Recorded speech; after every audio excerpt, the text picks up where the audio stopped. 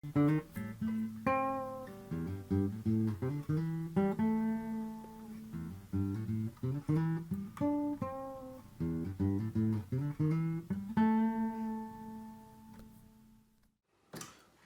bienvenue sur cette petite vidéo. Je fais du pain qui est souvent trouvé très bon par beaucoup de gens, du pain au petit épeautre qui a l'avantage d'être pauvre en gluten. Alors il n'est pas sans gluten, il est pauvre en gluten puisqu'il y aura quand même un petit peu de farine dedans, même si on doit pouvoir complètement l'éliminer, mais ça ce sera un essai dont on vous parlera plus tard. Souvent on me demande comment je fais ce pain puisque je ne pétris pas et je le fais cuire dans mon four traditionnel.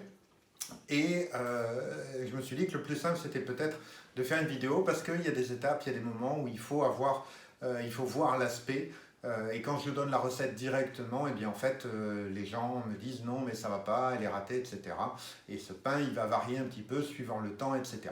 Donc c'est un pain où il faut de l'épeautre, du sucre, du levain, du sel, de l'eau tiède. Voilà, et un moule à cake que l'on va préparer. Donc c'est parti, on va vous montrer, on va attraper les ingrédients et on va faire les opérations nécessaires pour fabriquer ce pain. C'est parti. Alors on va commencer par faire 350 grammes de petit épeautre.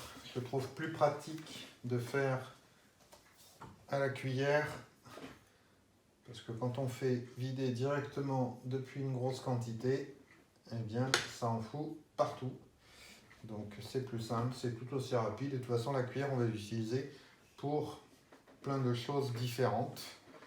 322, bon après c'est pas au gramme près, hein. Si vous mettez 360 de petit épeautre, c'est pas très grave. Il faut savoir que si on met que du petit épeautre, ça va faire un pain qui va être très dense, qui va être un peu moins aéré. Il faut bien reconnaître que le gluten contenu dans la farine classique va aider à faire lever. C'est quand même l'intérêt, et ça va faire un pain qui se tient.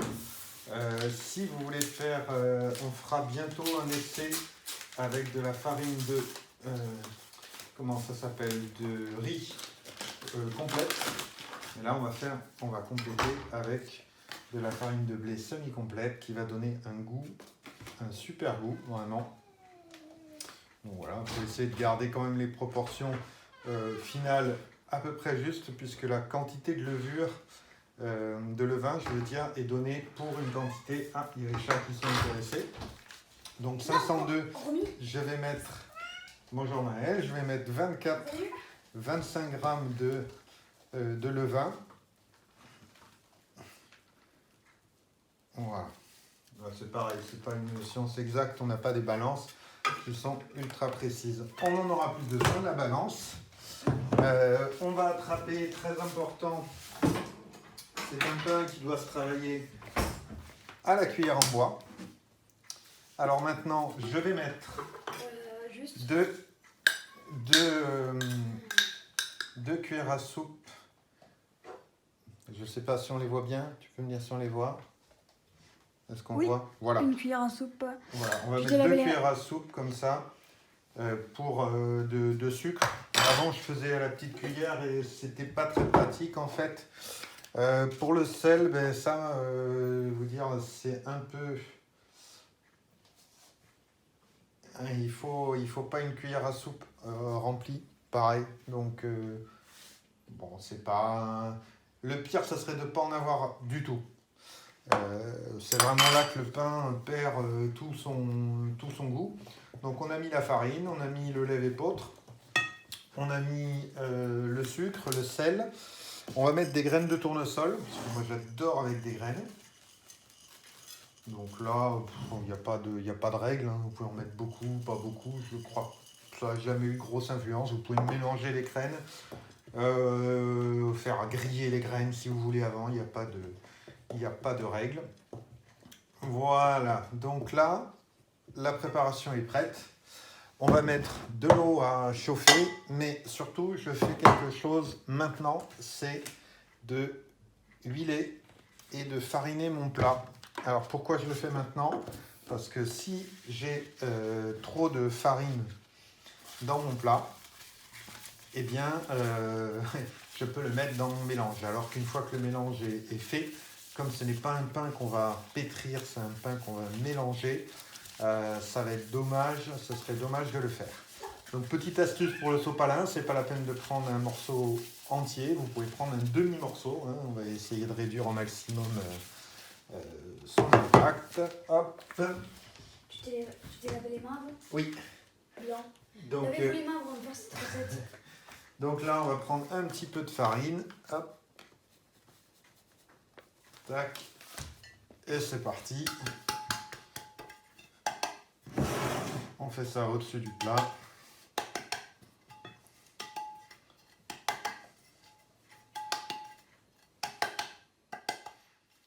Ok, donc le mélange est prêt. Le plat a été fariné, évidemment.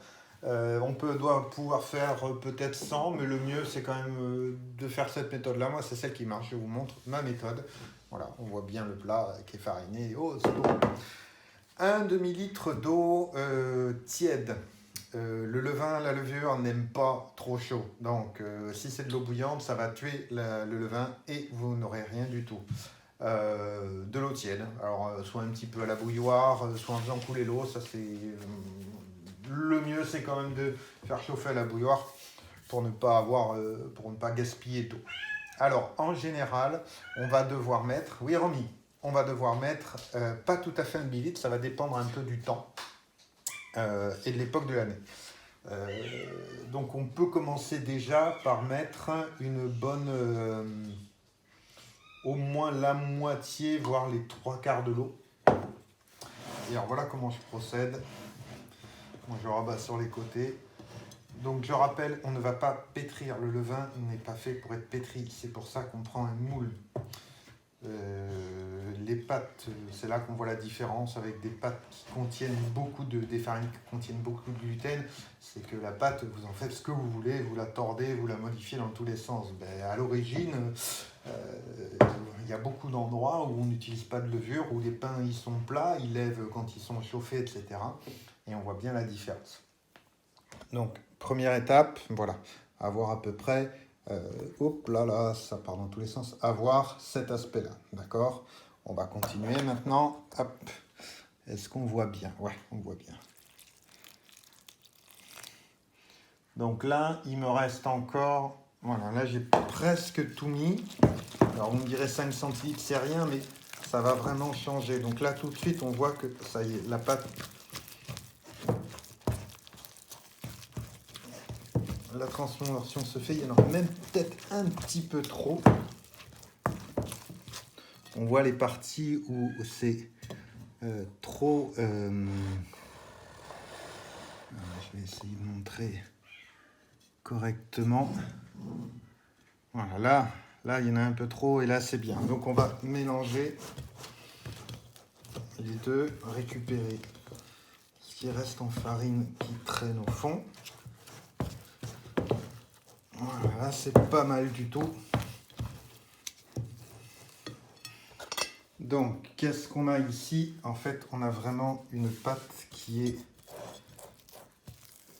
Vous voyez, presque, on pourrait dire, dans la recette qu'on m'avait communiquée, c'était vraiment, il fallait que ça soit presque sec. Donc là, c'est presque un petit peu trop, mais c'est pas énorme. Si je rajoutais ça là, d'eau, ça a l'air de rien, mais en fait, ça ferait une pâte trop liquide. Alors, il n'y aurait plus cet aspect un peu, vous voyez, décharné comme ça. Donc, c'est des pâtes qui collent aussi. Donc, il n'y a pas de...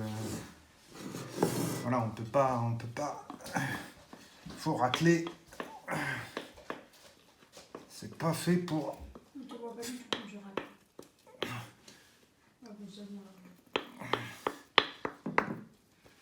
Alors, hop, tac, donc là, je vais utiliser la cuillère. Ah, le chat qui vient voir, c'est pas grave, le chat qui vient voir si c'est bon. Mais oui, ma belle, c'est bon. Donc avec ça, on va pouvoir faire un pain qui va vraiment tenir largement une semaine, qui va être nourrissant, qui va avoir des fibres, qui va être bon pour votre santé et qui en plus au niveau du goût est 1000 fois meilleur que tout ce que vous allez trouver. Non? Non, par contre, Ronnie, là, tu abuses.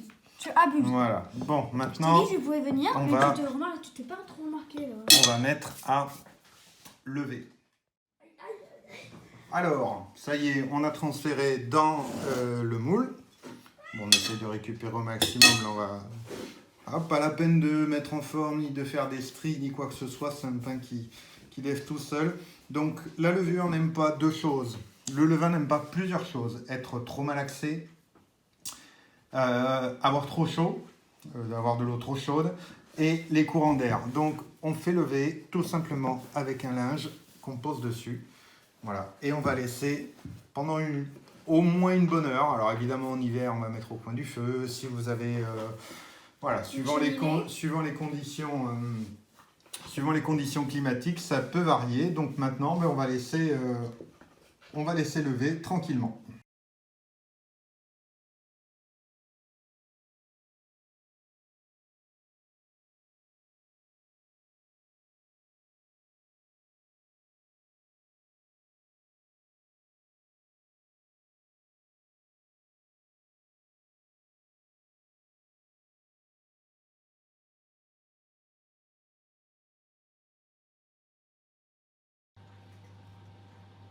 Alors, nous revoilà. Donc, on a le pain qui a levé pendant à peu près une heure. En général, c'est suffisant. On voit la petite bosse là qui se forme. Attention en été aussi, quand il y a des farines un peu trop gluténées, on va dire, ça peut déborder du moule aussi. Donc, qu'est-ce qu'on voit? On voit tous les petits trous là, on voit que ça a levé. Donc là, en général, c'est suffisant. Alors, on peut attendre un peu plus longtemps, c'est pas un problème. Hein, lever, c'est quelque chose de plutôt bien. Mais comme on est quand même sur une recette qui doit être relativement rapide, il faut 10 minutes de préparation, 1 heure de lever et 35 minutes de cuisson. On va en rester là. Pour la cuisson, qu'est-ce qu'il va nous falloir? Il va nous falloir un verre. Alors là, je prends une tasse, parce que comme ça peut aller au four. J'ai préchauffé mon four à 185 degrés. Hop. Je pose ma tasse d'eau, ce qui va permettre d'humidifier l'atmosphère et de faire lever correctement. Finir de lever un petit peu et de faire cuire. Et d'éviter d'avoir un pain trop dur. On va mettre 35 minutes. Voilà. Donc 35 minutes à 185 degrés four chaud. Si jamais vous deviez avoir un four froid, moi je mets un peu plus longtemps. Voilà, de toute façon on va voir juste après, quand ça aura fini de cuire. La magie d'internet, ça va durer que quelques instants pour vous. La méthode pour savoir si le pain est cuit ou pas.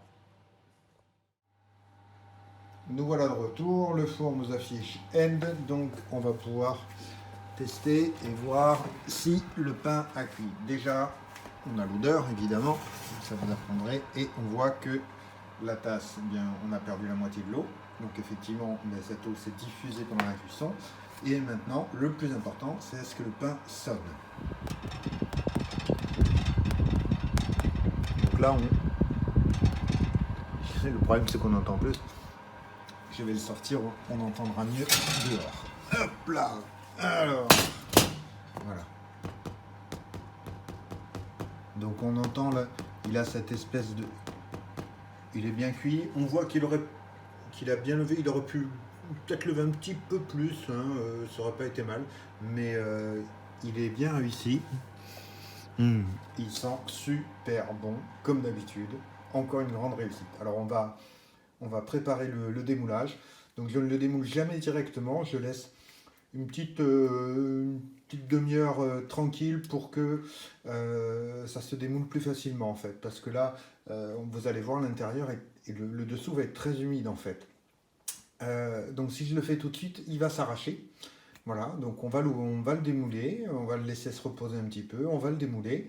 Et ensuite, on va le laisser, ben, en fait, l'idéal, ce serait presque de le laisser une nuit entière pour qu'il rassisse un petit peu, pour que l'humidité qui est en trop s'évacue, mais on va voir ça dans quelques instants. Ok, donc maintenant, le pain refroidi, faire attention quand même au moule, évidemment. Hein. Donc là, ben, on voit tout de suite que, en fait, le fait d'avoir attendu, on a juste à passer le couteau. Hop. Et il est démoulé, magnifique. On va pouvoir nettoyer. Donc on a un pain qui sent trop bon. Par contre, ben, si on touche, je ne sais pas si ça va se voir. Il est humide en fait. Donc moi ce que je fais, ce que je préconise, c'est tout simplement de le laisser. Alors là, on va le laisser là pour le besoin, mais je laisse comme ça retourner pour que l'humidité s'en aille. Si j'essaye de l'ouvrir maintenant, ça sera vraiment pas beau. Et je préfère qu'on attende un peu. Pour pouvoir tester. Voilà, on va le laisser, je ne sais pas trop d'ailleurs, généralement je le fais plutôt le soir, donc on en profite le lendemain matin.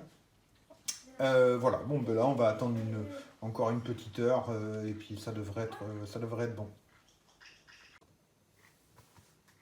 Donc suite est fin, ça a séché, on va couper un morceau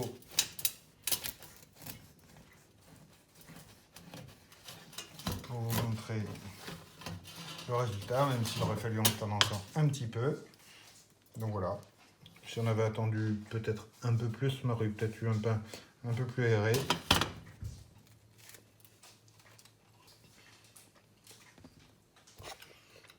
Moi je l'adore.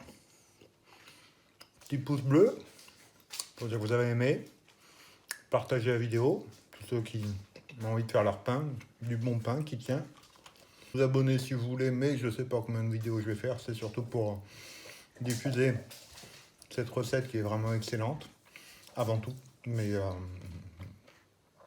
abonnez-vous, on fera certainement d'autres petites astuces, de bonnes petites choses à manger. Voilà, merci.